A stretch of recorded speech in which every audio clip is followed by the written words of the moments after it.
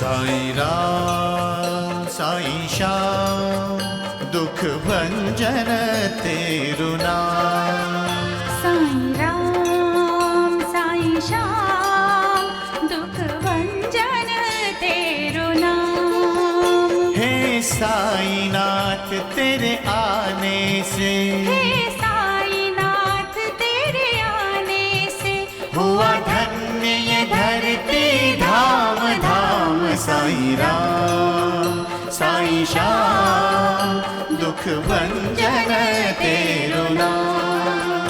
साईं राम साईं श्याम दुख भंजन तेरु नाम।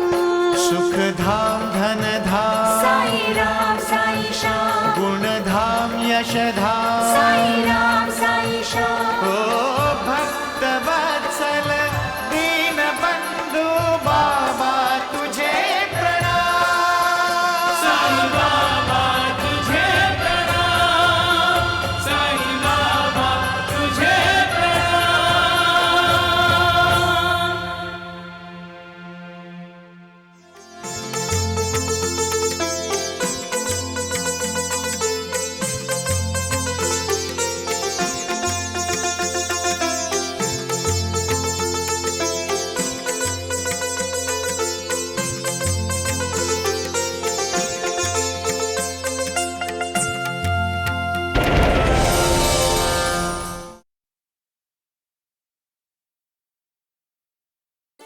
जिसकी मालिक पर अविचल अगाध श्रद्धा है, आस्था है, उसका ईमान कभी डगमगाता नहीं, न डोलता है। जिसका ईमान डोल जाता है वो झूठ का हाथ पकड़कर चलता है, और ऐसे लोग मुश्किल में फंस जाते हैं। दादी करवा रही है जानकी चाची की शादी। ये क्या कह रहे हो तुम? दादी ने मालू दीदी को 70,000 रुपए दिए हैं। आपने कैसे मेरी खुशी का, मेरे प्यार का गला घोट दिया? कैसे माँ, कैसे? अरे जानकी तुम्हारे लायक नहीं है, इसलिए मुझे ऐसा करना पड़ा।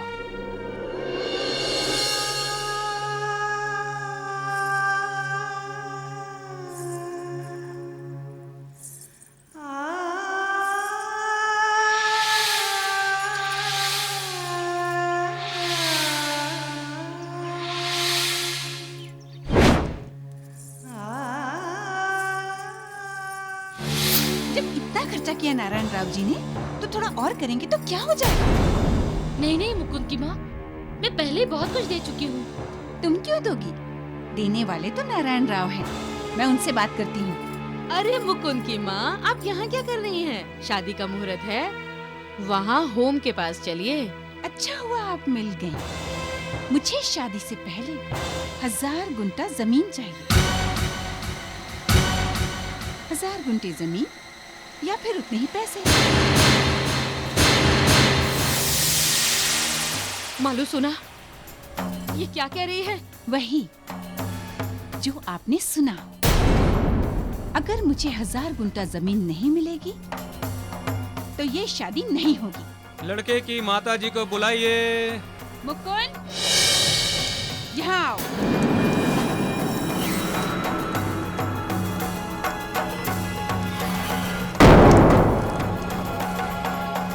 अगर नारायण राव जी तुम्हारे नाम पे 1000 गुंठा जमीन नहीं करते तो तुम ये शादी नहीं करोगे।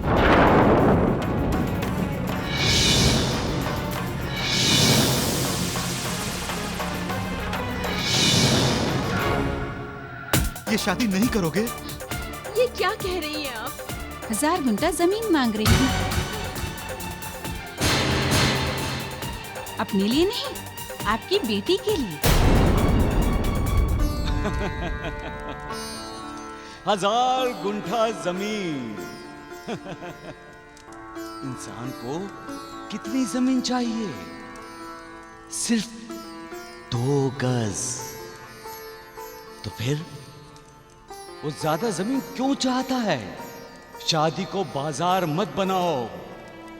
दहेज की मांग करके शादी जैसे पवित्र रस्मों रिवाज का मजाक न उड़ाओ। समधन जी, मेरी इतनी हैसियत नहीं है। मैं जो कुछ भी कर सकता था मैंने कर दिया। अब तो 1 गुंठा जमीन देना भी मेरे बस से बाहर है। आप हमारा अपमान कर रहे हैं नारायण राव। भावा भावा, चोरी और उस पर सीना जोरी। खुद दूसरों का अपमान करते हो और कहते हैं उनका अपमान मत करो, उनका अपमान मत करो। देखिए, मैं गरीब आदमी हूं लेकिन इज्जतदार हूं। हमें आपकी इज्जत नहीं चाहिए।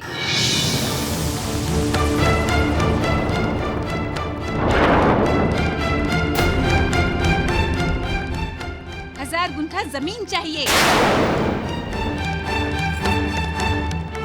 पर मुकुंद की माँ, आप शादी के वक्त इस तरह की मांग नहीं रख सकती। अच्छा, तो इस शादी को तो रोक सकती हूँ।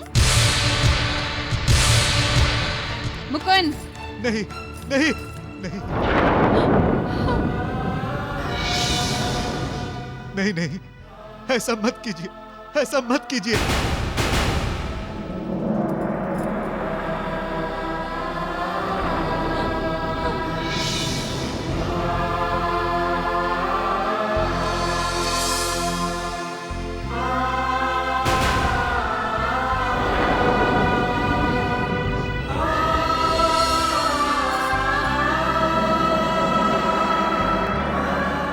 मेरी बेटी का जीवन बर्बाद मत कीजिए। ये शादी होने दीजिए। मैं आपसे वादा करता हूं, मैं जिंदगी भर आपकी गुलामी करूंगा।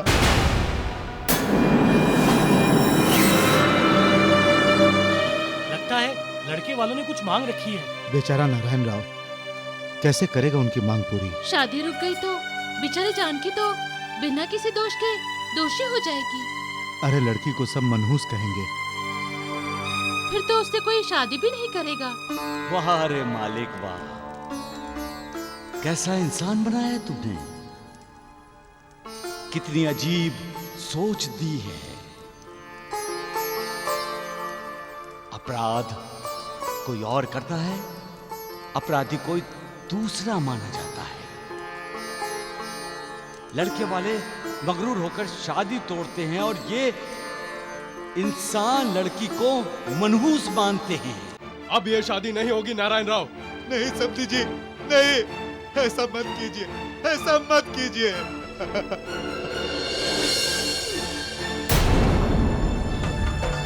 मुकुंद, चलो, हमारी बारात वापस जाएगी। नहीं नहीं नहीं समझी जी, नहीं।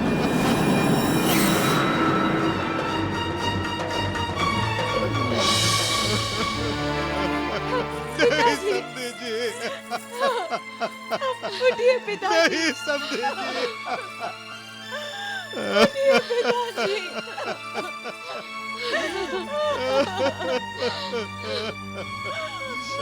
बेटी, मेरी वजह से तुम पर लांछन लगी है। मैं अब जीना नहीं चाहता। ये आप क्या कह रहे हैं पिताजी?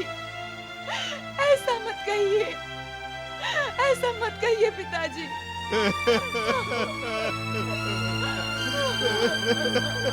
काका जी,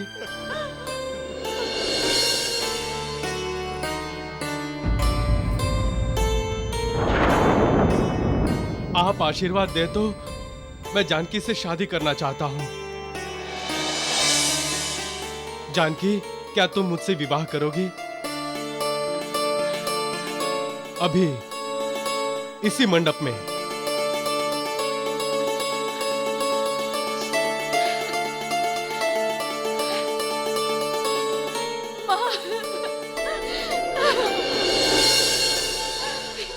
तेरा भी कमाल है मालिक। कैसे कैसे खेल खेलता है तू, कैसी कैसी लीला रची है तूने। लीला रचाता भी है, ये भी दिखाता है कि इंसान कितना निर्दयी है, कितना स्वार्थी है, और साथ ही साथ सच्चे प्यार का भी साक्षात्कार करवाता है।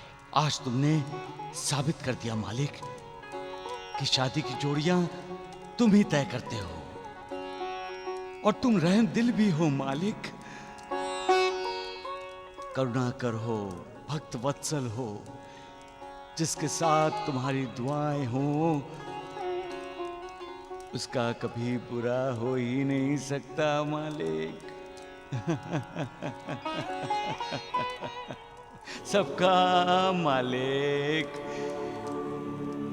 एक।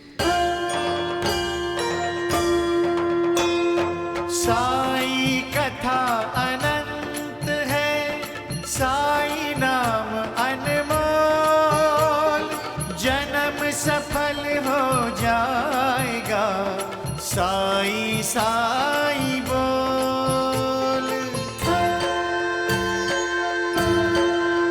साई राम साई श्याम, दुख भंजन तेरु नाम। साई राम साई श्याम, शुभ मंगल सावधान। ऐसा क्यों कहते हैं?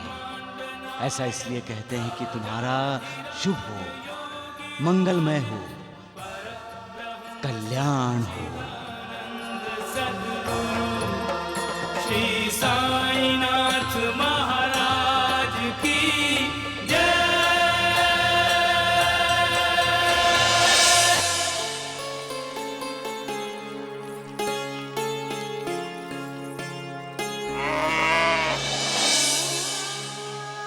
पोना,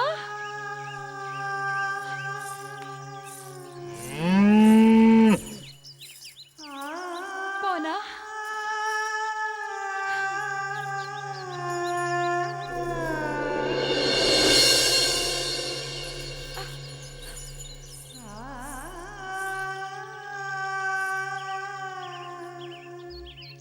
जिन हालात में यह शादी हुई है उस कारण हम आपका आदर सत्कार नहीं कर सके, उसके लिए हमें क्षमा कर दीजिए। कैसी बात कर रहे हैं आप पिताजी? आपने मुझे अपना जमाई स्वीकार किया है, इससे बड़ा आदर सत्कार क्या होगा?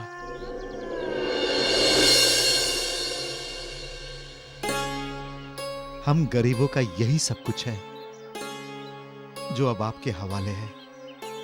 कोई भी लड़की का पिता गरीब कैसे हो सकता है? गरीब तो लड़के के माता पिता होते हैं। जो दे वो श्रेष्ठ है। लड़की का पिता अपनी बेटी का दान करता है, इसलिए वो अमीर है, श्रेष्ठ है। और लड़के का पिता उस दान को स्वीकार करता है, इसलिए वो गरीब है, कनिष्ठ है।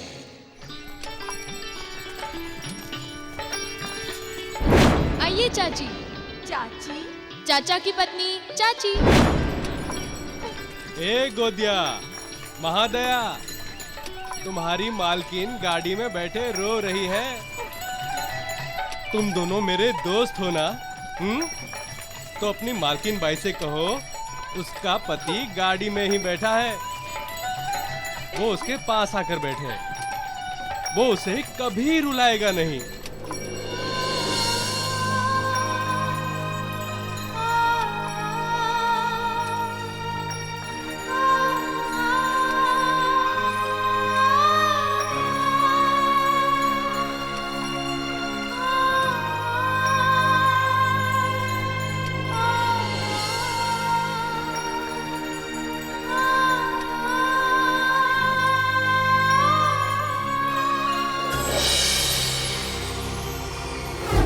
क्या मैं आपका दुश्मन हूँ?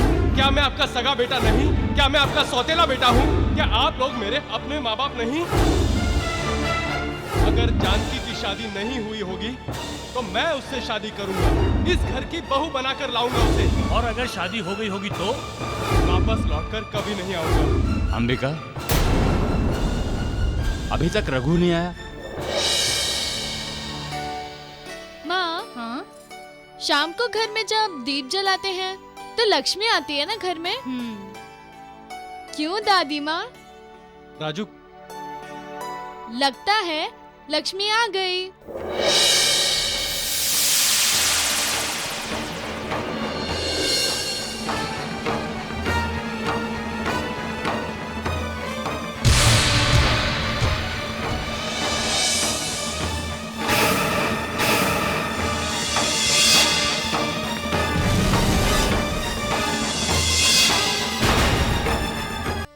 जानकी चाची, जानकी चाची। लक्ष्मी आई है? कहाँ? ये देखिए पिताजी।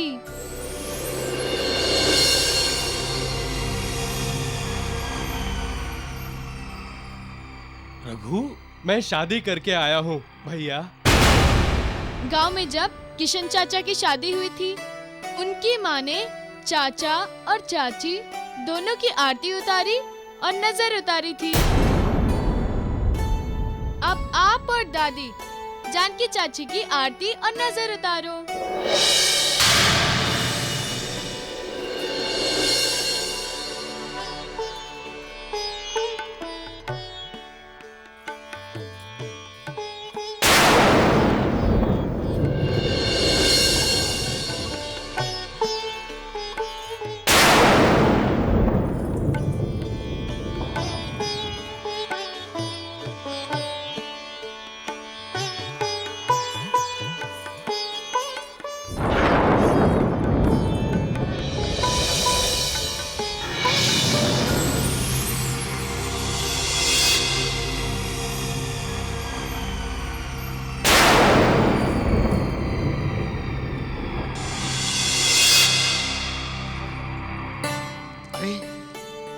अपने आप को साहूकार, जमींदार, अमीर कहलाने वाले लोग कंगाल होते हैं। जो किसी को दुआ नहीं दे सकता, आशीर्वाद नहीं दे सकता, उससे बड़ा गरीब कौन है? साईनाथ, ये लोग कब समझेंगे महासपति कि किसी को दुआ देना, किसी के लिए दुआ मांगना कितनी बड़ी बात है महासपति। अरे किसी को दुआ देने से अमीरी कम नहीं हो जाती, फिर दुआ देने में कंजूसी क्यों? अरे कोई तुम्हारे सामने झुककर तुम्हारे पैर छूता है, तुम्हें आदर देता है, तुम्हें मान देता है, सम्मान देता है, और तुम उसका अनादर करते हो, अपमान करते हो उसका। ये लोग नहीं जानते महासपति कि जब हम दूसरों को दुआ देते हैं तो मालिक हमें दुआ देता है। जब हम दूसरों का भला करते हैं तो मालिक भी हमारा भला ही करता है। जो घर आई लक्ष्मी का अपमान करते हैं उसका साथ मालिक कैसे दे सकता है? जो बिना कारण अपनी बहू को दुश्मन मानता है उसे मालिक मित्र कैसे मान सकता है? जो अपनी बेटी समान बहू को बद्दुआ देता है उसे मालिक दुआ कैसे दे सकता है? महासपति, ये जिंदगी 4 दिन की है, ये जानते हुए भी इंसान नफरत, ईर्ष्या, द्वेष ऐसे विकारों का साथ क्यों देता है? क्यों नहीं ममता का, प्यार का, भक्ति का, मित्रता का, विनम्रता का साथ क्यों नहीं देता? सबका मालिक एक। जानकी,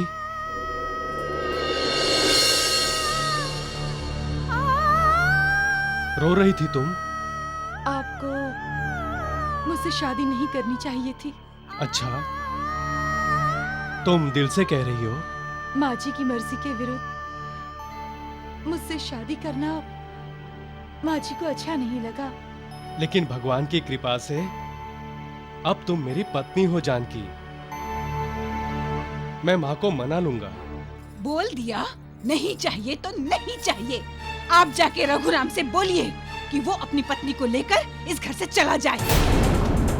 हमारा अब से उसके साथ कोई रिश्ता नहीं।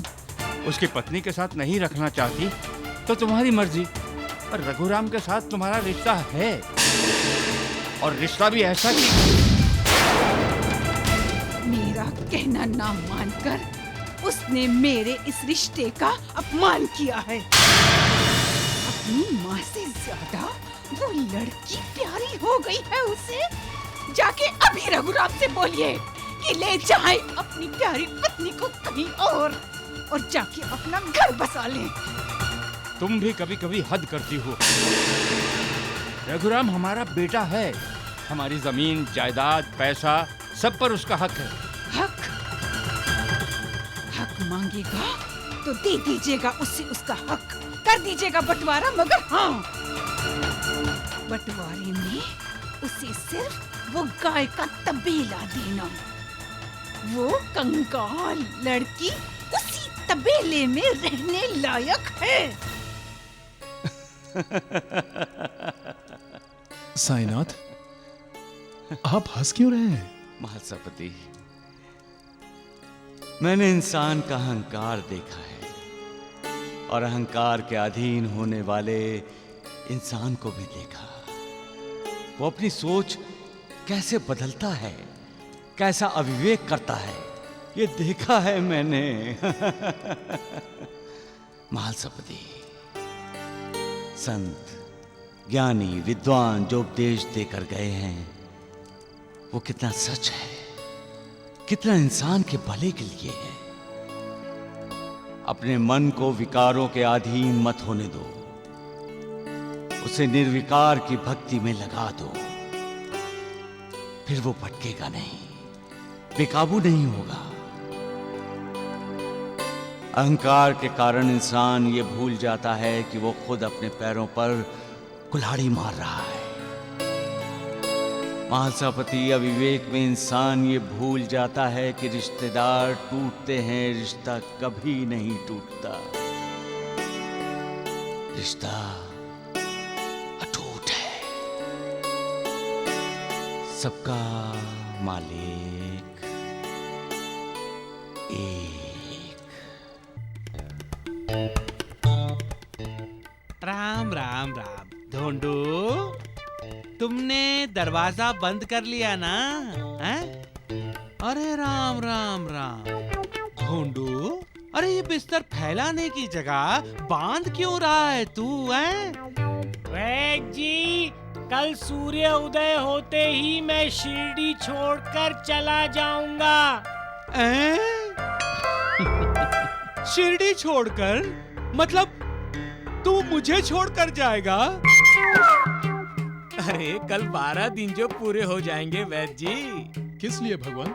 अरे कृष्णा माई की धमकी को। अरे कृष्णा माई तुम्हारी कमर कैसे तोड़ती है, ये देखने के लिए हमारी आंखें तरस रही हैं।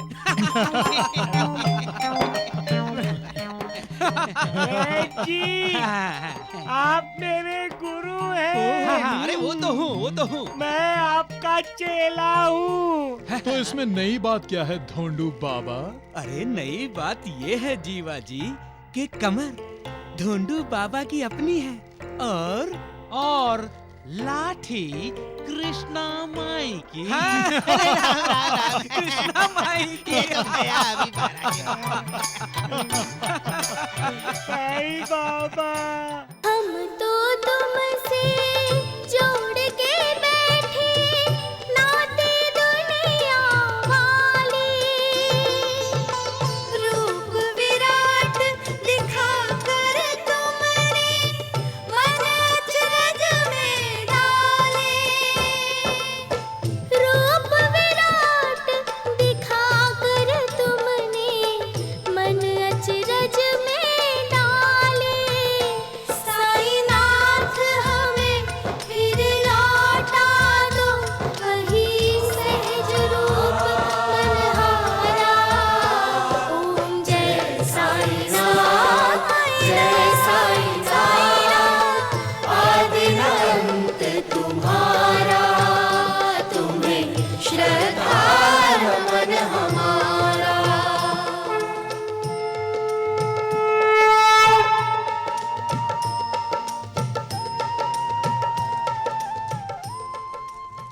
सुख और दुख क्या है? दोनों भोग हैं, भोगने पड़ते हैं, परंतु दोनों कायम नहीं हैं। इंसान अपने आप को सुखी समझ रहा होता है कि दुख उसके दरवाजे पर दस्तक देता है और इंसान को दुखी करता है। इंसान भोगों में उलझा रहता है, ज्यादा से ज्यादा सुखी होने की कोशिश करता है, लेकिन वो भूल जाता है कि ये संसार भी कायम नहीं है। फिर जिस सुख के पीछे वो भागता रहता है, वो सुख कैसे कायम हो सकता है? ये संसार अपूर्ण है, अधूरा है। सिर्फ मालिक ही पूर्ण है, और इसीलिए मालिक के पास सुख भी पूर्ण है। मालिक, भगवान, परमेश्वर खुद सुख का सागर है।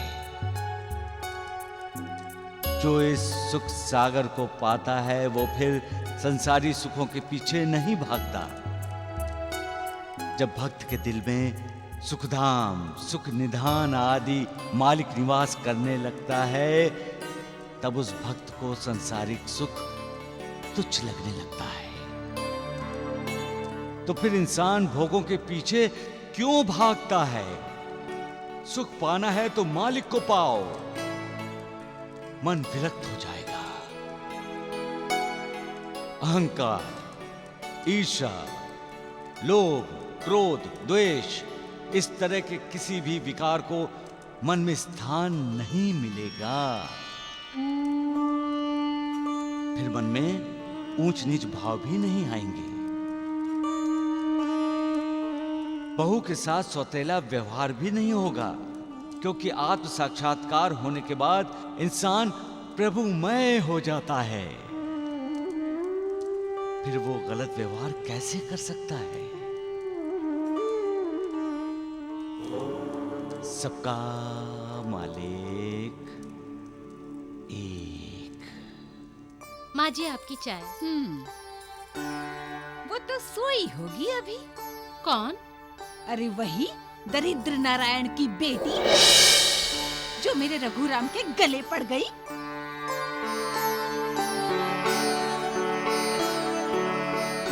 चाय तो तूने अच्छी बनाई है बहू। ये मैंने नहीं, आपकी नई बहू ने बनाई है। क्या?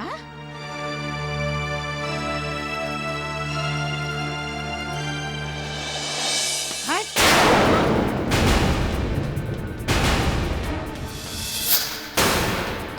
चाय आज तुमने बनाई है? जी, पूरा खाना बनाकर रख दिया है मैंने। कल्याणी जी, वो सारा खाना जो इसने बनाया है भिखारियों में बांट दो। और सुनो, ये रसोई घर मेरा है। इसमें किसे आना है और किसे नहीं आना है, ये मैं तय करूंगी। तुमने मुझसे बिना पूछे रसोई घर में कदम कैसे रखा? रसोई घर में सिर्फ मेरी बहू आएगी, तुम नहीं, क्योंकि मैं तुम्हें अपनी बहू नहीं मानती।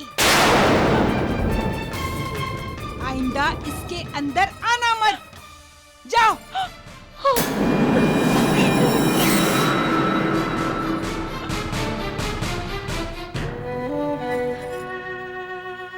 साईं बाबा, मेरा अपराध क्या है कि माँ जी मुझे रसोई घर में जाने से मना कर रही हैं? क्यों वो मुझे अपनी बहू मानने से इनकार कर रही हैं बाबा? क्या ये घर के लोग मुझे कभी स्वीकार नहीं करेंगे? मालिक का बनाया हुआ ये इंसान भी कभी कभी विचित्र व्यवहार करता है। अपने अहंकार को खुश करने के लिए व्यवहार करता है। अपने अहंकार को खुश करने के लिए वो घर परिवार की सुख शांति छीनने से भी नहीं हिचकिचाता। शादी होती है, लड़के का, लड़के वालों का, लड़की का, लड़की वालों का, सबका मन खुश होता है। लेकिन कहीं लड़की वालों ने लड़के वालों की कोई बात नहीं मानी तो उनके अहंकार को ठेस पहुंचती है, और तब घर में आई नई दुल्हन को दुश्मन की नजर से देखा जाता है। ये भूल कर कि वो अपने बेटे की पत्नी है, उसे हर बात में टोका जाता है, उसके दिल को दुख पहुंचाया जाता है, जिससे बहू का ही नहीं उसके अपने बेटे का भी मन घायल होता है। अपना घर परिवार छोड़कर जब लड़की ससुराल आती है तो उसका स्वागत फूलों की जगह कांटों से किया जाता है। उसकी आंखों में सजाए सपनों को साकार करने की जगह उसके सपनों में आग लगाकर खुशियां मनाई जाती हैं। अपनापन देने की जगह बार बार उसका अपमान किया जाता है। किस लिए? सिर्फ पैसों के लिए, दहेज के लिए। पैसा आज है, कल नहीं, लेकिन दुआ जन्म जन्म तक साथ देती है। ये मत भूलो, हम प्यार देते हैं तो हमें प्यार मिलता है। जब हम किसी निष्पाप का दिल दुखाते हैं तो उसके दिल के साथ साथ मालिक का भी दिल दुखता है।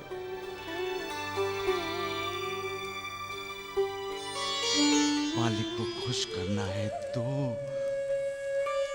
सबके साथ प्रेम से, आदर से व्यवहार करो, इंसानियत को महत्व दो,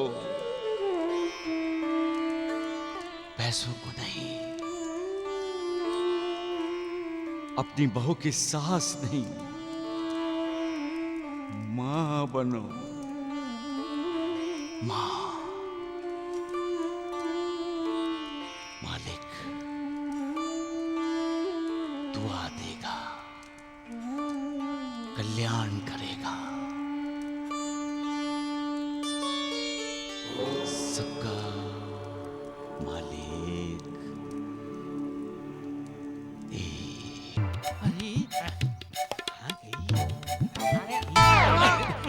अरे गधे, ये क्या कर रहा है तू? मैं क्या कर रहा हूँ? वही कर रहा हूँ जो आप लोग कर रहे हैं। मुझे लगा नौटंकी देख रहे हैं।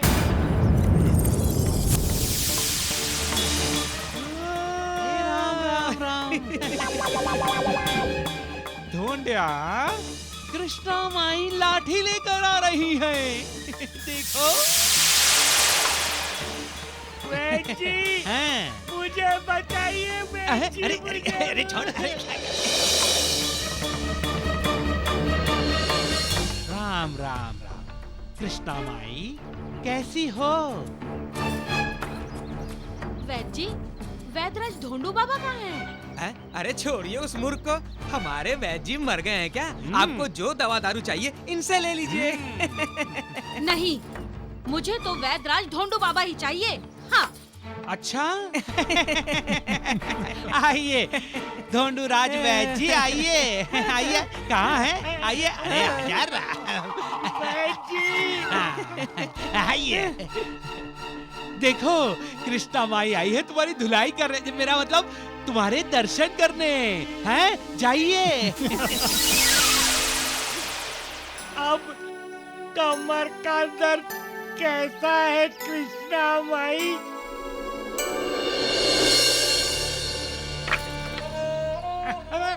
अरे ये क्या कर रही हो कृष्णा माई? अपने भगवान की चरण वंदना कर रही हूँ बाबा। क्यों मुझे लज्जित कर रही हो कृष्णा माई? नहीं बाबा, लज्जित तो मैं हूँ। न जाने मैंने आपको क्या क्या भला बुरा कह दिया बाबा। लेकिन आप तो अश्विनी कुमार से भी बढ़कर निकले। आप जैसा वैद दुनिया में कोई नहीं है बाबा, कोई नहीं है।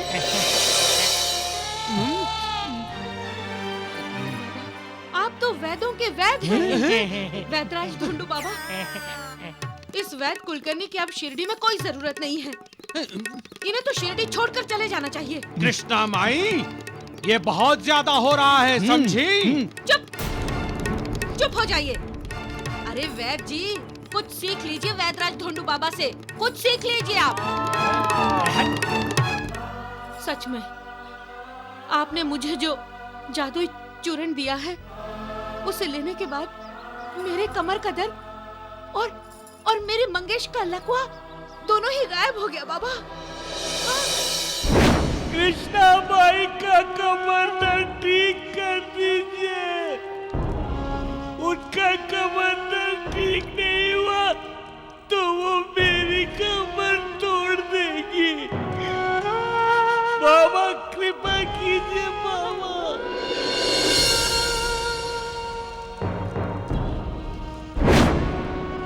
मैंने कुछ नहीं किया कृष्णा माई, ये तो साईं बाबा का चमत्कार था। साईं बाबा, ये तुम्हारी कमर दर्द की दवाई खा लेना, कमर ठीक हो जाएगी।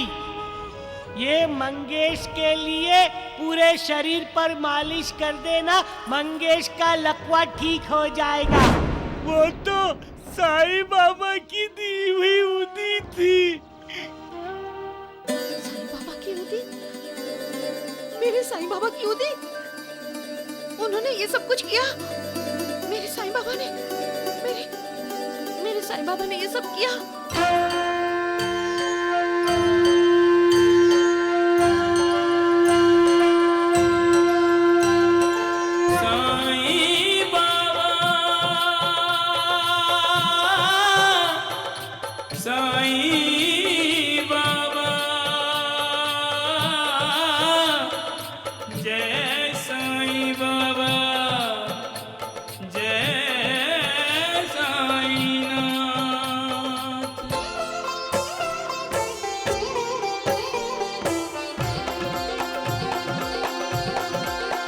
साईं राम साईं श्याम दुख भंजन तेरु नाम। साईं राम साईं श्याम दुख भंजन तेरु नाम। हे साईं नाथ तेरे आने से, हे साईं नाथ तेरे आने से हुआ धन्य ये धरती धाम। बाबा, साईं बाबा, साईं बाबा, मुझे माफ कर दीजिए बाबा। कृष्णा माई, उठो कृष्णा माई। मुझे माफ कर दीजिए बाबा, क्षमा कर दीजिए, क्षमा कर दीजिए। न जाने मैंने आपको क्या क्या बुरा भला कह दिया बाबा। मुझे बुरा नहीं लगा था कृष्णा माई, क्योंकि एक माँ की तड़प क्या होती है ये मैं अच्छी तरह से जानता हूँ कृष्णा माई। माँ के क्रोध से तो मालिक भी डरता होगा कृष्णा माई, क्योंकि माँ जैसी तपस्या कोई नहीं कर सकता। हर कोई अपने लिए ही तो जीता है कृष्णा माई, लेकिन माँ सिर्फ अपने बच्चों के लिए ही तो जीती है।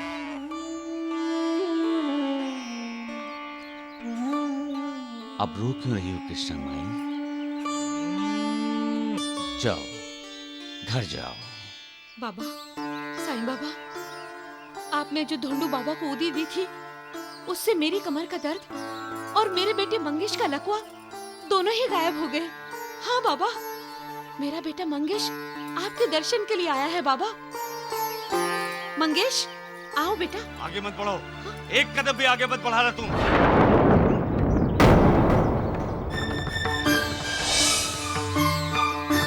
साईं बाबा, मैं उसका मुंह भी नहीं देखना चाहता कृष्णा माई। उससे कह दो कि वो यहाँ से चला जाए। पर बाबा, ये आपसे आशीर्वाद लेने आया है। किस लिए? फिर से तुम्हें लात मारने के लिए? लात मारने के लिए? नहीं बाबा, उसे क्षमा कर दीजिए। माफ कर दीजिए उसे। कुछ अपराधों का बोझ इंसान को खुद अपने कंधों पर उठाकर चलना पड़ता है कृष्णा माई। माँ बाप का अपराध करना क्षम्य अपराध है और जन्म देने वाली माँ को लात मारने के लिए कोई क्षमा नहीं, सिर्फ सजा है, सजा।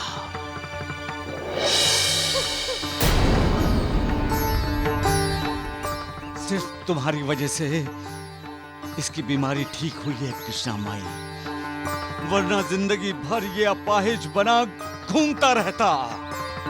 बाबा। कृष्णा माई, इससे कह दो कि फिर कभी मुझे अपना मुंह ना दिखाए। जाओ।